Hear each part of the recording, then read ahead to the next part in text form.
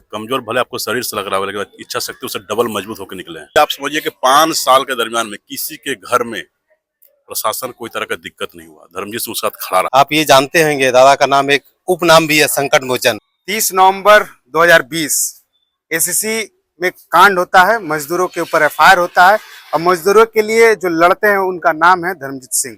धर्मजीत सिंह 30 नवंबर 2020 ACC कांड में कई मजदूरों के साथ खड़े रहते हैं और मजदूरों के साथ भी धर्मजीत सिंह के समर्थक के ऊपर एफआईआर होता है। कई लोगों ने बेल ले लेते हैं।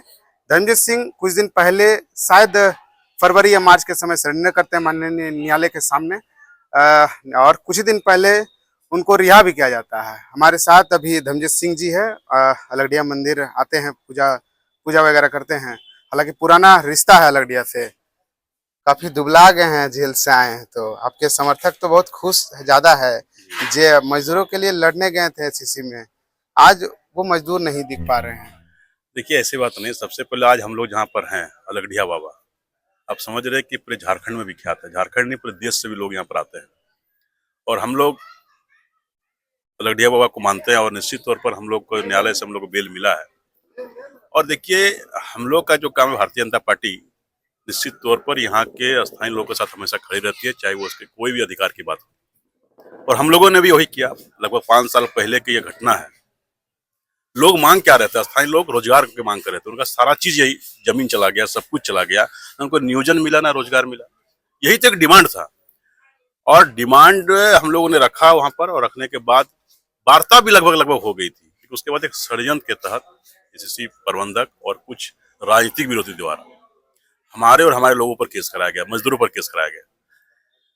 तो आपका जो सवाल था कि ये मजदूर लोग के लिए आप समझिए कि 5 साल के दरमियान में किसी के घर में प्रशासन कोई तरह का दिक्कत नहीं हुआ। धर्मजीत सिंह उसके साथ खड़ा रहा और जब सबका बेल कराने के बाद धर्मजीत सिंह ने कहा कि अब मैं न्यायालय का सम्मान करते हुए मैंने आत्मसमर्पण किया।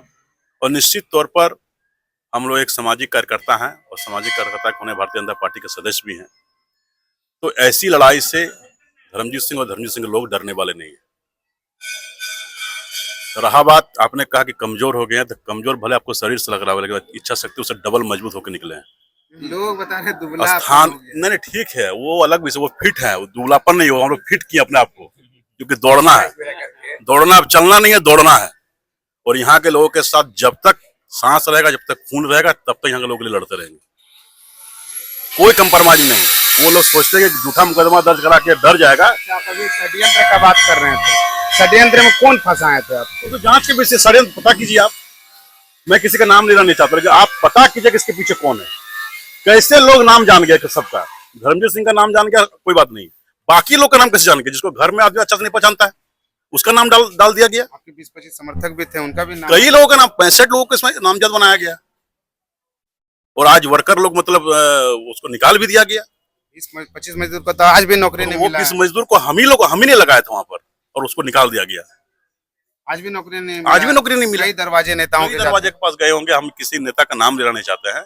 मतलब भारतीय जनता पार्टी कल भी उसके साथ खड़ी थी, आज भी खड़ी है और इस लड़ाई को हम लोग पार्टी नेतृत्व के पास हम लोग लेके जाएंगे और इसको लड़ाई को हम लोग लड़ेंगे।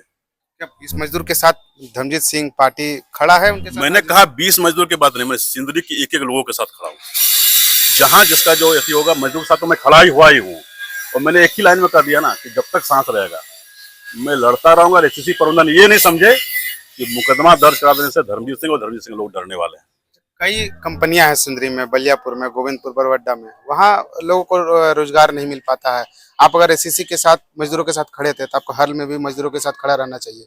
बलियापुर में भी कई कंपनियां हैं, गोविंदपुर में, बरवड्डा में, उन जगहों पर भी धरना। आपको शायद पता होगा कि हरल में जब कंपनी बन रही थी L&T और टेक्निक के द्वारा, अगर सबसे पहले किसी का नेतृत्व सबसे ज्यादा किसी का आदमी रखा तो वो धर्मजीत सिंह ने रखवाया था और उसको मानक जो रेट था वही रेट मिला। बाकी लोग तो यहाँ पर सब कमीशन पे जिंदा है सब लोग। अब पता कर लीजिए, आपके भी क्षेत्र के कई लोग वहां पर उसमें काम करते थे। हम लोग सामान्य घर के लड़का हैं, इसलिए सामान्य लोगों के साथ हम लोग हमेशा खड़ा रहेंगे। लड़ाई जारी रहेगा। जो 2020 मैंने कहा एक ही लाइन में कर दिया कि जब तक जिंदा हूं तब तक लड़ते रहूंगा यहाँ का अधिकार के लिए। कोई छोड़ने का प्रश्न ही नहीं है। भाजपा के साथी आज रिहा हो गए हैं, मजदूरों के साथ लड़ने गए थे, आज निकले हैं। काफी ज्यादा आप लोग खुशी मना रहे हैं। बहुत उल्लास है। दादा आज हम लोग का बीच में आए और वो केस में गए हैं जो सबके हित में। बाबा के यहाँ, हमारे भोले बाबा अलगड़िया बूढ़ा बाबा के यहाँ देर है अंधेर नहीं। आज हमारे न्यायालय ने भी इस बात को माना है कि दादा सही रास्ते में थे। हमेशा दादा बोले भी है और आगे भी चल के हर एक कार्यकर्ता का, आप ये जानते होंगे दादा का नाम एक उपनाम भी है संकट मोचन। ठीक है, तो ये संकट मोचन हम किनको कहा जाते हैं? हमारा आराध्य को।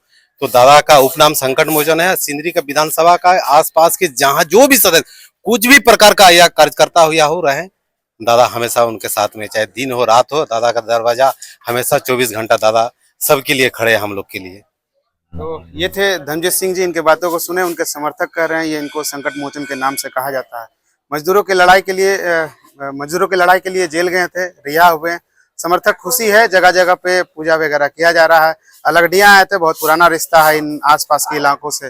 बाकी लोगों से मिल रहे हैं, बाकी मिलते हैं। आपकी प्रतिक्रिया हम लोग चाहते हैं, कमेंट बॉक्स में बताइएगा। बाकी मिलते हैं। जो है